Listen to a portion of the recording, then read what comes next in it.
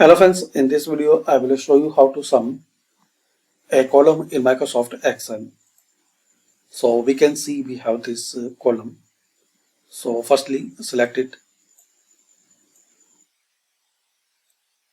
Now in formulas click on auto sum. So you have the result for this column.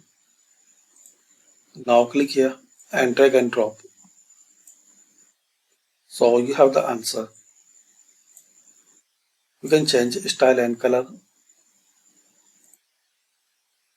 whatever you like. Also guys, you get some rows. Select it, then formulas, auto sum. So here you will get the result. Select it and drag and drop. Change the size, color and what you like here.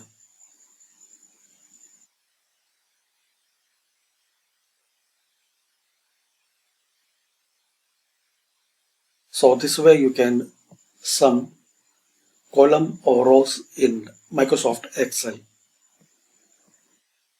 Also guys, you can change range for particular cells, like select this one.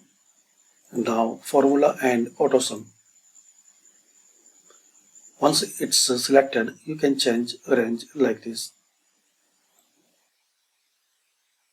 Click on this corner and here you will see the different result.